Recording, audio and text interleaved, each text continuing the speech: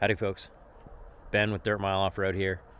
We're going to continue the build series today. In the last video you saw us putting the deck roof platform from Kuat on the truck, and that's going well. That's an awesome product.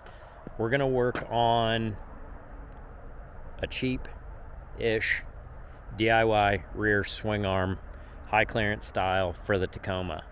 So this last year I had run a flatbed on it for a while after damaging the original bed, and breaking the interior of it. So I ran a flatbed for a while. I had a buddy that ended up wanting that, so we swapped. I've got his factory bed. That's what I repainted a month ago or so. And I went ahead and I already cut the sides on it. So the bed sides have already been trimmed. Let's go in here into the dark barn here. Or it seems dark compared. Okay, so I went ahead and pulled a measurement from the bottom of the plastic trim down to here. My measurement was dictated by where the tail light intersected the body here, and then I went ahead, pulled that measurement here, drew it again here, did a straight edge over a piece of masking tape, and I went ahead and cut it.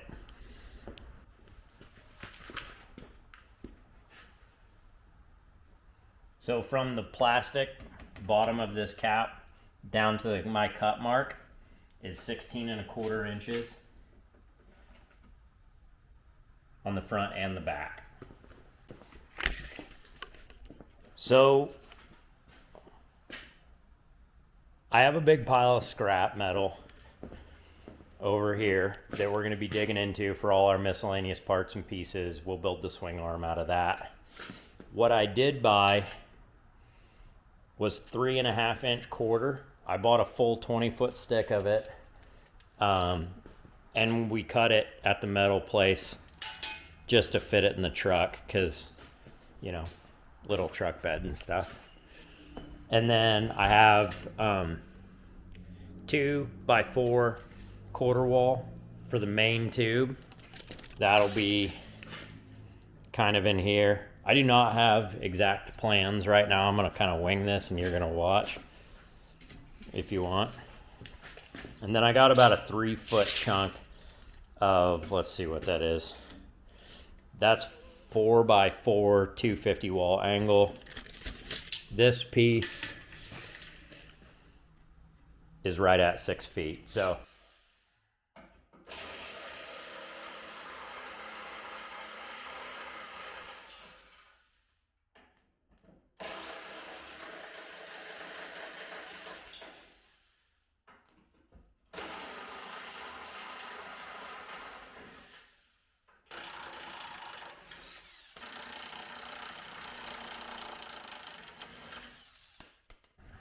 on this particular truck, and I think as long as you have a factory Toyota hitch, once you get all those bolts out, you don't have to worry about this falling off.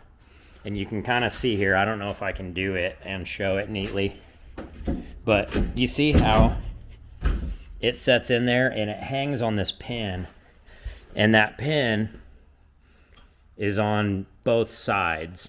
So one person can do this. So when the bolts are out, double check that you've got these, but if you do, you don't have to worry about this thing falling off and hitting you in the head as soon as that last bolt comes out.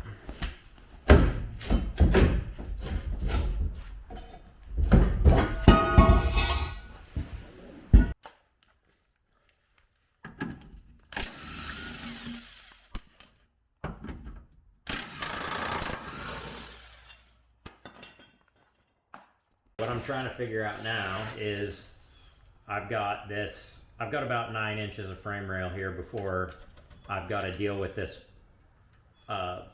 layer of the back of the bed that extends down past the top of the frame rail. So I'm trying to figure out, I'm going to cut a little notch in that 4x4 angle at about 9 inches, probably 8 3/4. And then that's gonna give me room in here. And I'm just gonna cut a little notch because I only need to take 1 inch out of it, and only for about an inch.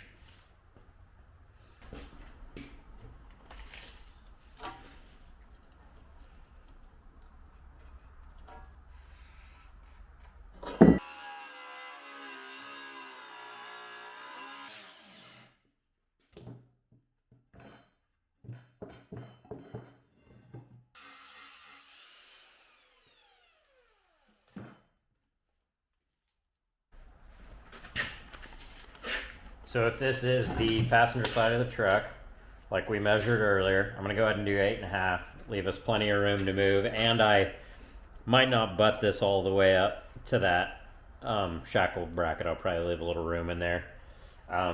So then I'll mark that. So I marked 8.5.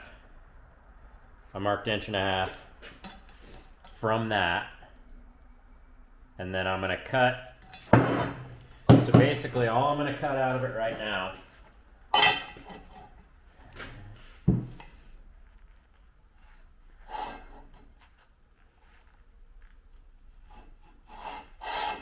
is that.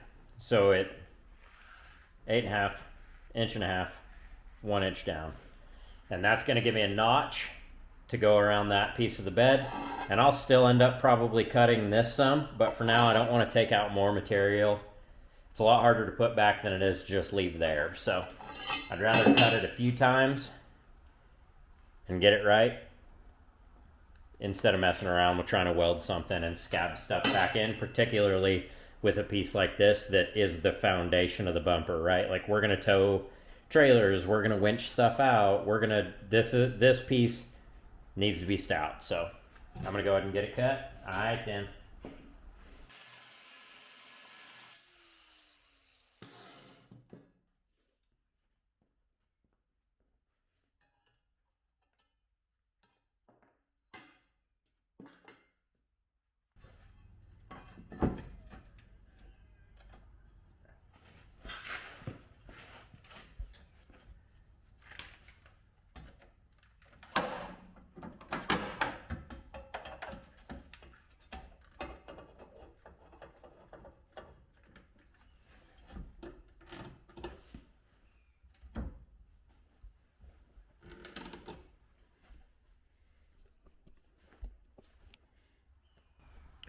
So you kind of see, I've just got a clamp on there. It's not crazy stout, but we'll be able to set that piece of 2x4 up there, and it should hold it up, hopefully. I might have to use a little bit heavier duty clamp, but that's the idea. So I've made one side. We may gloss over cutting the other side because it's a mirror image of this. I'm going to do the same thing. So I'll get that done. All right, they're both in place where they need to be. They're both about, let's see if we can show you here, 1/4 inch gap between my shackle hanger. I think this side is too. This side's a little closer. I'll move it using the old micrometer here, not measuring anything. And then just making sure, I'm just making sure here that the inside of that's sitting flush with the frame rail and it's not crooked or cockeyed on there.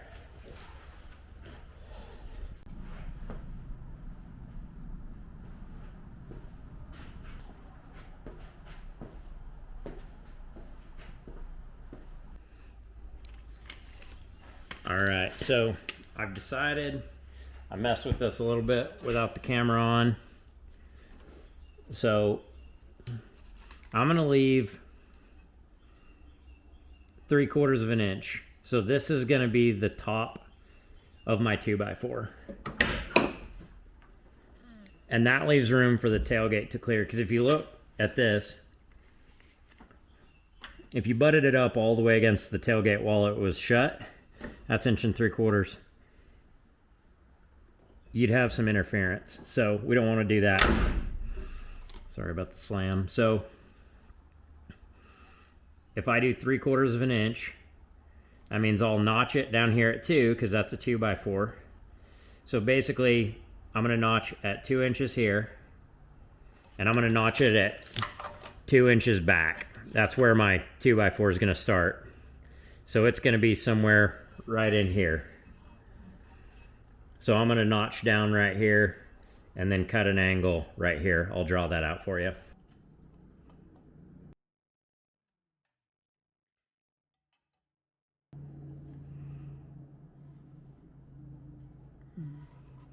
Inch and a quarter there, and then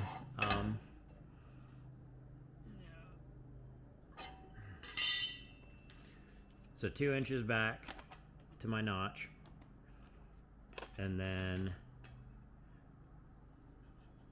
a 4-inch mark. We'll go ahead and mark our 1 1/4 inches here, and then that leaves our notch there. And then so this part will go away, and then I'm gonna cut an angle in here. I'm not sure what that angle is gonna be yet. It might just be 45. It lands right there. Let's look at that.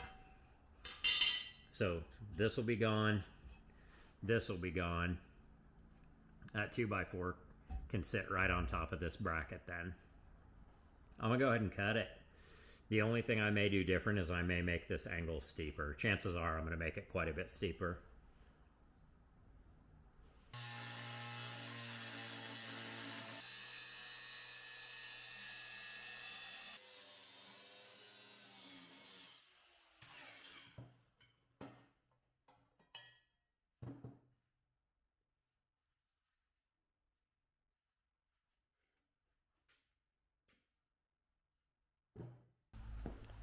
Right in the middle of this, where this little bit jogs over, I marked a straight line. Right from there, so this is the bit that's going to be hard to explain because I'm bad at angles. Geometry, I'm terrible at it. The only thing I ever learned in geometry is that I like the little cute blonde girl that sat in front of me. So either way, I slid that over until it intersects that straight line that I marked. And I marked that 45-degree angle there. All right.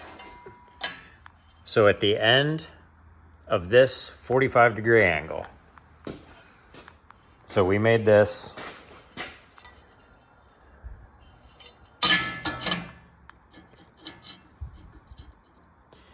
by intersecting the end of our orientation line. Our orientation line is directly in the middle of this bend.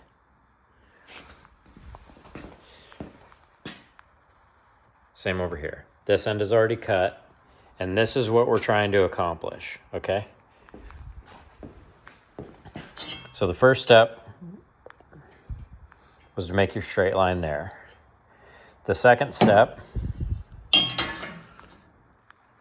was to draw your 45 there. The third step, with the end of your square, at the end of your straight line, tip this up until you hit 30 degrees right there. Mark that line.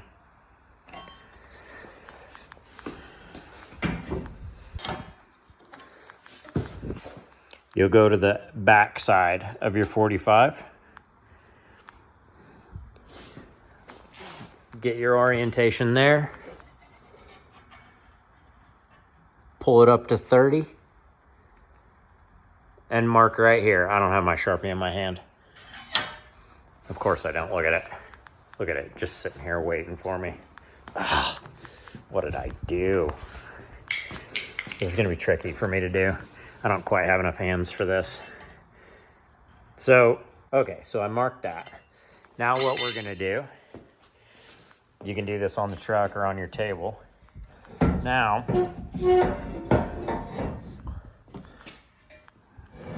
we'll flip it over. Then we've got our got our angle here and our angle there. Now we're gonna draw a line from that one to this one. Again, I'm gonna struggle to film it.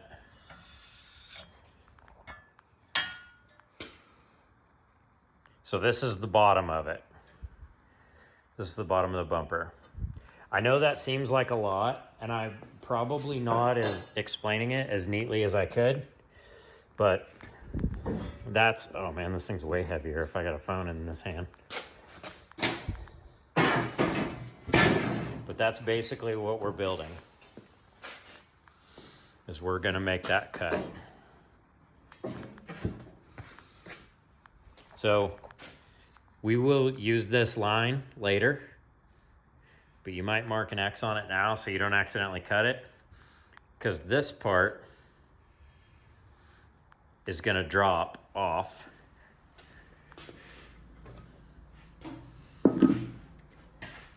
But we'll still have all of this.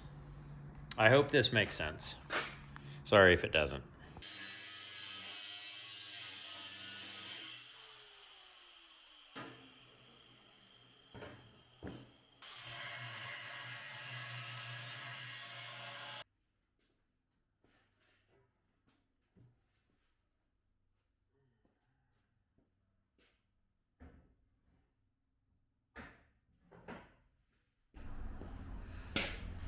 When you're done, you should have something that looks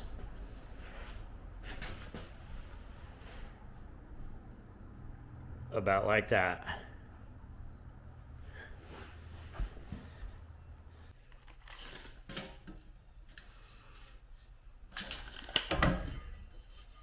The 4-inch piece and the 7-inch piece need to be fairly close to length. The other pieces will all get cut again on the car, so they don't have to be quite as accurate.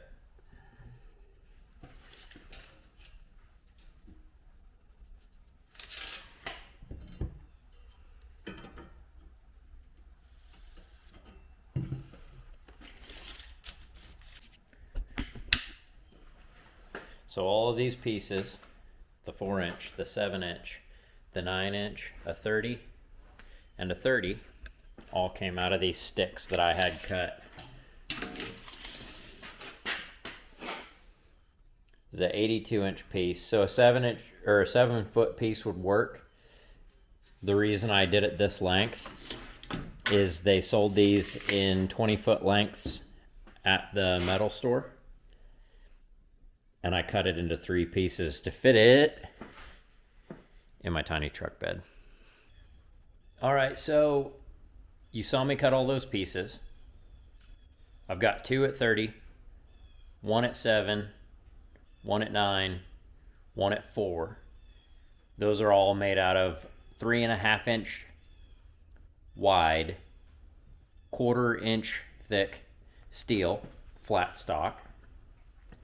And now, and let me explain here just real quick, the reason some of those are going to get cut again, and the reason I'm building this the way that I'm building it, is there's 2 reasons. I'm not a professional fabricator. I don't have all of the tools that a fab shop might have. And I think there's a lot of you folks out here that maybe want to do a cool high clearance rear bumper but are worried to get started or don't know kind of what materials and what you need. And I thought this could be a fun way to kind of share, hey, this is some stuff that I built, and if you want to build it too, I'll try and include the measurements. This is all pretty subjective because you might hack yours up and make yours a little bit different and, you know, have different angles and things. But my thought was I can show a fairly concise way to build what I'm building, and then you can copy it if you want to or not. So I'm gonna go ahead and show how we use those 5 pieces we cut to make this outside wing, this kind of wraparound area on the high clearance rear bumper. So I'll go ahead and get those tacked together after I, let me flip it around here. After I tack this in place. So we can't put weight on the corner of this without it moving. So I've went ahead and established my distance, which if you see here is 1/4 of an inch right here from this piece. That's how far I've slid it out. I liked that I made this big because it gave me some room to move it in and out, because my original measurement isn't what I'm using now.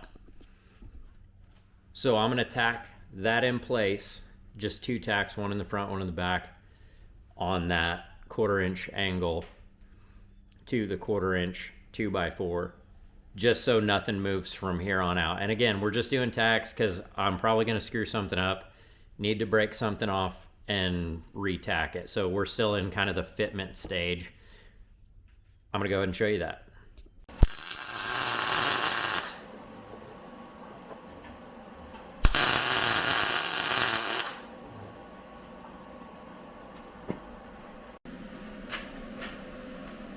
It's 4 inch. I marked this arrow on here just so I don't get screwed up, because this is 4 inch by 3.5 and I don't want to put it on there the wrong way. So that's just orientation for me so I don't get lost in what I'm doing. It will go right on that black line we made earlier. Again, just a tack.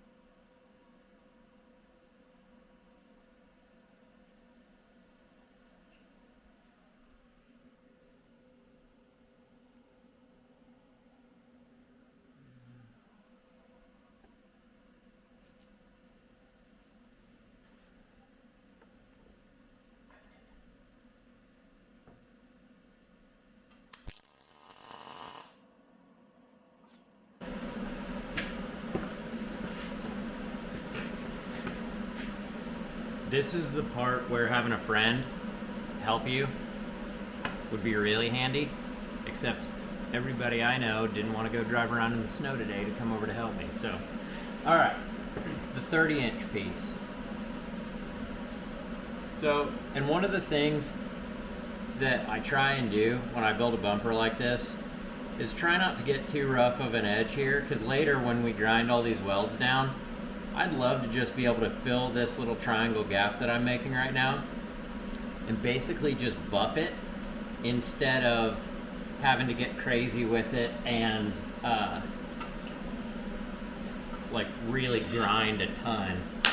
I'd like to kind of have a plan when I start so that I don't kick myself in the teeth later. So I'm going to try and line up. This gap is about, to me from here, it looks to be about the same. And I'm going to go ahead and tack it, but we can crank it around.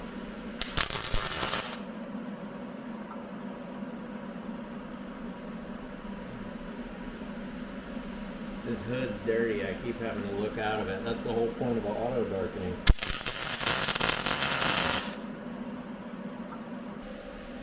Alright, so this is that 9-inch piece. We're going to set that directly under that 7-inch piece. We're going to slide it this way until it covers the cut on the 2x4.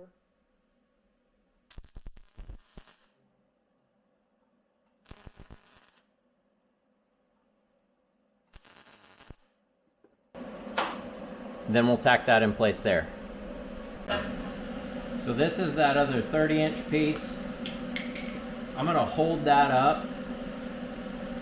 I hope you're able to tell what I'm doing. I'm holding it up flush against the bottom of this. And I'm gonna go ahead and draw a line, because now we can cut this piece on both ends, and I'll show you that.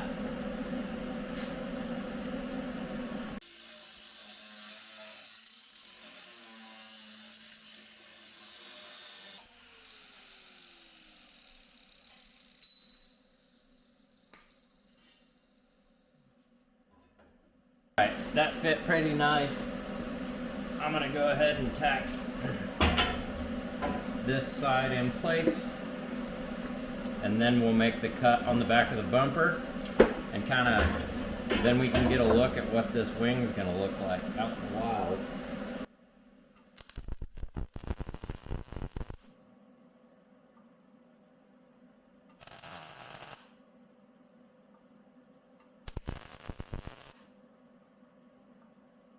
As you can see here, that this overhangs here and here. So whatever angle you cut this to, and then that 30-degree angle that we marked on here, we're gonna just cut that tab off right there, this little extra bit. And then I've actually already made the cut over here in both directions, and it'll look something like that.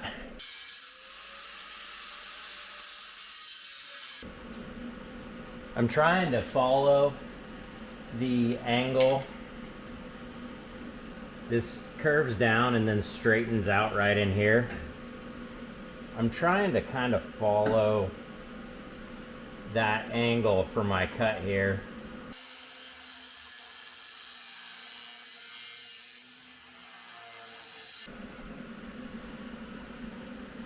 So you kind of see that follows that angle there. Follows the angle of the bumper there, and leaves us room to get a nice weld in there with good penetration. But then I think the important part about the way I built it is that you could probably cut this off straight and build all of this and just weld it to this, but I don't think it's gonna be as strong, because this piece right here, the 9-inch piece, can get welded all the way around, and it touches this 2x4 everywhere. And I think that's gonna be a lot stronger than the alternative, which was cut that off straight, not worry about this sort of complicated angle. Because you can see, you don't actually see that angle you cut, and this is the most complicated piece for me to explain to you and to cut. But I think it's just gonna be a stronger end result this way. So this is kind of what we're looking at now. And I have both sides done, but I'm gonna take this off and sand it and weld it back on and do it a little bit nicer than I did the first time. So I'll follow up in a minute when that's all done.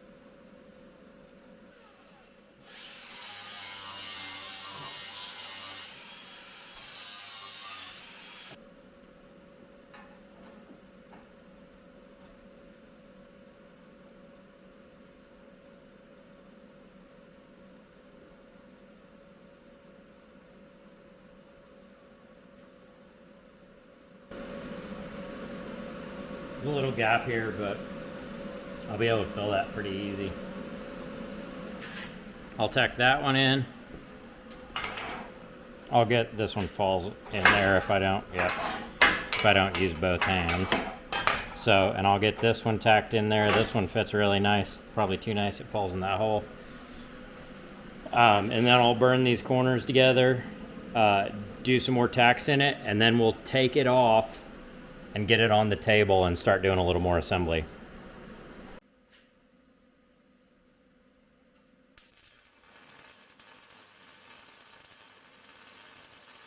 Is these holes right here are mounting holes through this plate. So we need to mark all of those. And right now, my clamp is a little bit in the way on that one. But we want to mark them all really well. 1/2-inch drill bit.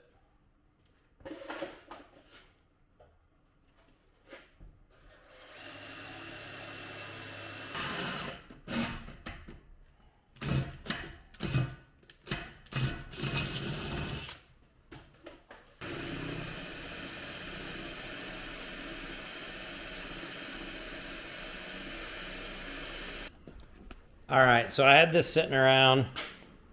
You're probably, I don't know if you'd have a scrap like this. This is 1/4 inch flat by 6-inch wide this way. But I'm gonna tow with this bumper. So I'm gonna mark the inside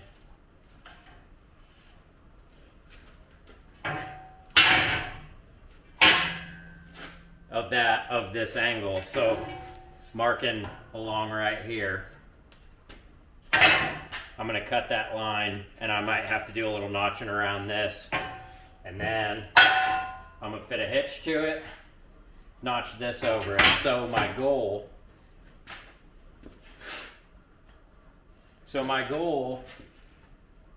is to just really make this bit and all of this super rigid. So stitching something on the face of this keeps these from twisting that way or this way. And right now, if I were to weld this on here and just weld the sides, it'd probably be fairly strong, but it's just a face weld right there, butt weld. It's just a face weld there, so I don't think it's especially stout. And I think if you were towing with that, maybe a little trailer around your yard or something, but you wouldn't want to put any weight on it. That being said, I'm not an engineer. I don't warranty any of this, especially your welds. I don't even warranty my welds. So something like that's what it's going to look like. So I'll go ahead and cut these 2 lines that I just marked.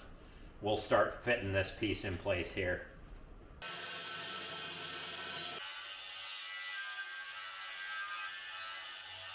All right, so this fits pretty nice on this side. Put it up against the front. I cleaned all of that. I still got to clean the front edge of this.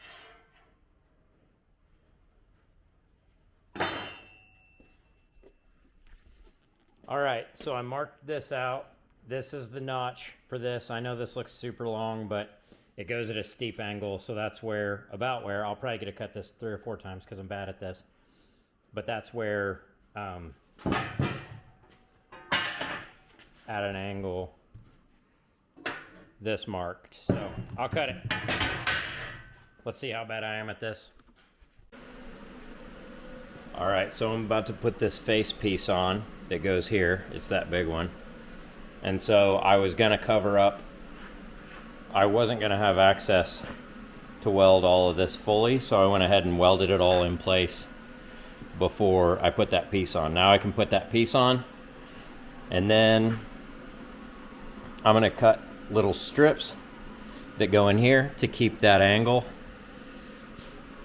all the way across the bumper. I'll probably make that out of this 2-inch here.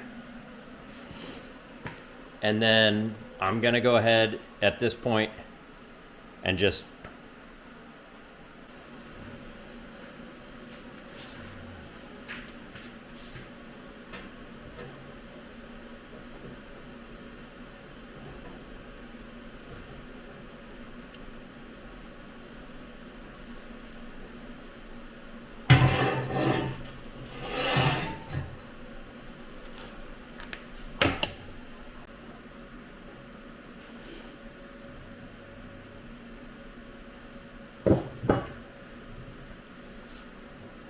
So in a perfect world, we'll just go lay the other one out, and that angle I just cut should be the angle for the other side. So it should just be a straight cut now.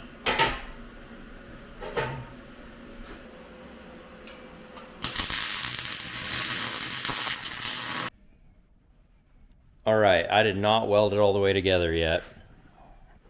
I wanted to test fit it one last time with my holes drilled and make sure I hit those.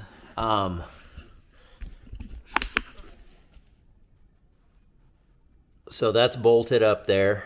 I just put 2 bolts in it for now.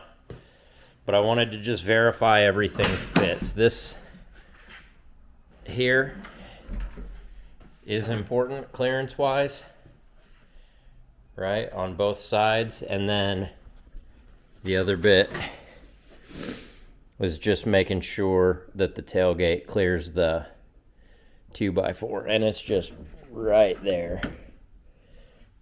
But I think we're good on that. So I'm gonna go ahead and pop it back off. I just wanted to verify, because once you weld this thing together, it's like really together. So I'll go ahead and pop it off, production weld it, and then we'll start working on the swing arm.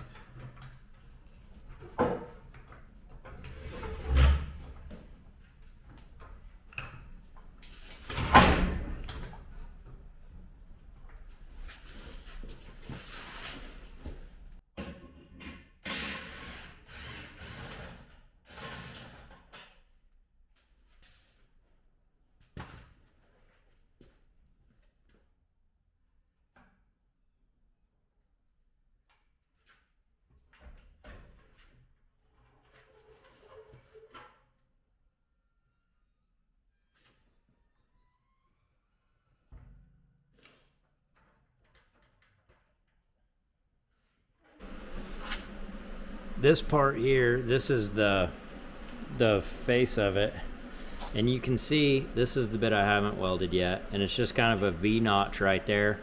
And what I'm trying to do is fill it so when I grind, it'll just be flat, and this will be where the angle is, and we can kind of round that corner over so it all looks consistent all the way down.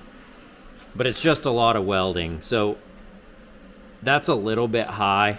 But I also just wanted it to be fairly tough, so I took my time and just tried to make it okay. My welds aren't the best, but they hold up for all right for what I'm doing. So, yeah, just take your time with this one. It's if you're building it in this style, it just takes some time. All right, so I got this side welded, and you can see where I come back on my pattern, it's not quite filling it all the way to the top. So we can either grind it down and come back and just like fill these. Honestly, the primer and the Raptor might hide it. It's not an issue with strength. I mean, that whole thing's full and I'll still weld the inside. It's really, right now, we're not working on structure as much as just filler, just to make it look like it's all one piece. So I might do that, or I might just run like one no pattern bead across the top, and that's what I did over here, and it left it a lot smoother. I did that for about 6 inches, you can see, maybe 8 inches, and then it starts getting a little more pockmark again. So I'll probably do that again. Just go ahead and weld across the top. Once I'm done with that, I'll grind this flat, and then all I've got left to do on this is a little bit of welding like here and down the side, and then grind it. So maybe another half hour or an hour messing around with this piece. We'll fit it back to the car and take a look at it. I'm excited to get to that step.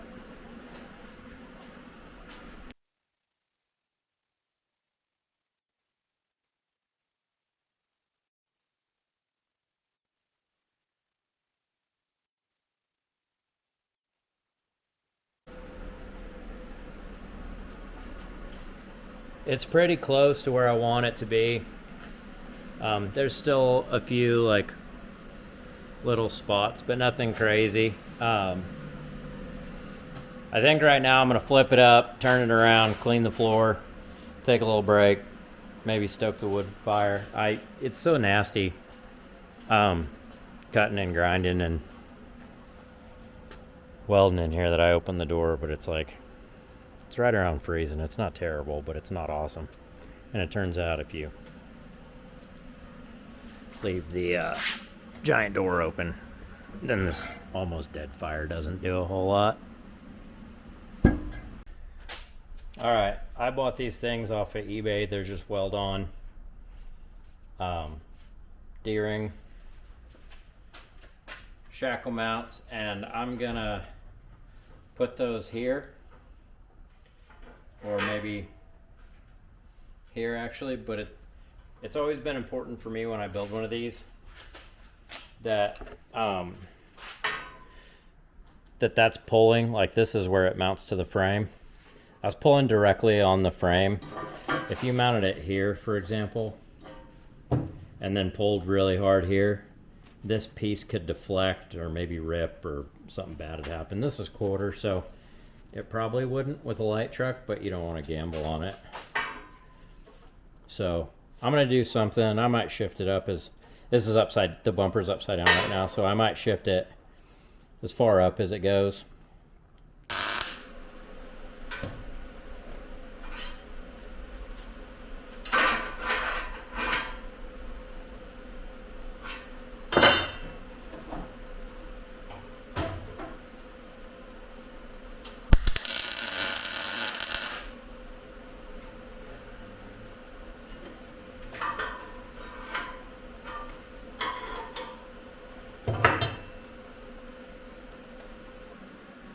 You'll notice I tacked the sides and the top, and the reason I do that, my face all dirty. No, it's not bad. The reason I do that is because I've had those shackles, like, let's say you put just one tack in the middle, like, you don't have to look at me for this. Let's say you just put this tack and this tack in it, and then you burned all the way down this side. I've had those pull real hard before, and right now it looks pretty good. It may not be exact, but it's like, it's pretty dang close. And again, we're gonna smash this bumper into the ground and hit rocks with it and stuff, so I want it to be strong. I want it to look good. It doesn't have to be perfect, but I went ahead and tacked it all the way so that now I can really get in there, put some heat to it, burn it in place. Again, you can see that it's pulling. Here, it's like, it's going to be a lot stronger than if you put it here or say here or something. So that's just my suggestion. Obviously, if you build one of these, I think the beauty of it is you kind of make it your own.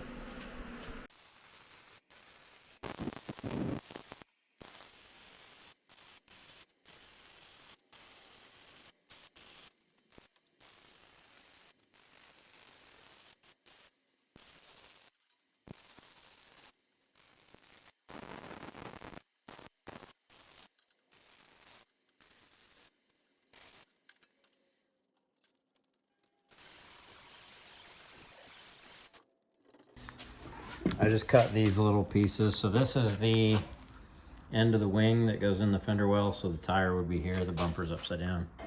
But that's kind of the last piece that we need. So I'll go ahead and tack and fully weld and grind those, and then I cut one for the other side. So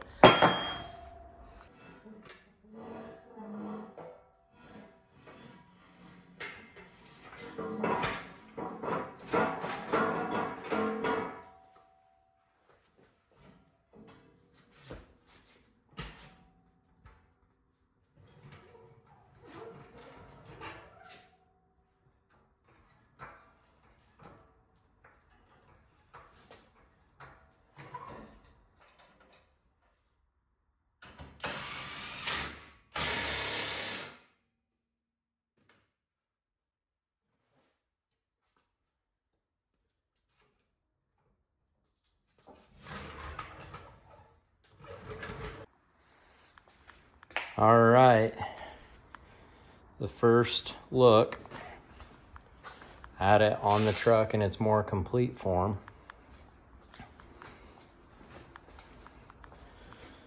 Still kind of hard to tell. You can't like back up far enough from it to get a real good sense of it. And I don't want to take it outside. I'll get it all snowy and then have to bring it back in here. So we'll get a better look at it later. All right, this video got super long, longer than I expected. So we're gonna stop it here for this week. We're gonna continue next week with the swing arm build. We'll go over the cost. I found some places online where I could just take a screenshot. That was easier. I actually got the steel a little bit cheaper locally. One of the ways that I do that is throw some cash in your pocket, run by your local welding shop, and just talk to those folks and see if they'll let you go check out some of their scrap pile. I bet they're more than happy to trade junk behind their building for lunch money. So that's always worked out well for me. It built some cool relationships, and for a hobbyist welder like me who doesn't really ever need 20-foot sticks at anything, that's worked out really well. So you can keep your costs a little bit lower by doing that if you don't mind, you know, maybe wire wheeling a little bit more scale off of the material. So this piece here is 2-inch flat quarter wall, 6-inch flat quarter wall, 4x4 angle, 2x4 rec tube quarter wall, 3.5-inch flat stock quarter wall, 3.5-inch flat stock quarter wall. This top piece is also 2-inch, 3.5, 3.5, 3.5, 2-inch. I think that is all of the main part of the bumper, other than I can include a link to these. I got this 6-inch piece of hitch, weld-on hitch material at the local farm and ranch store. Thanks a ton for taking the time to watch this. I'm having a ton of fun making these videos. I hope you're having fun watching them. I'll see you next week.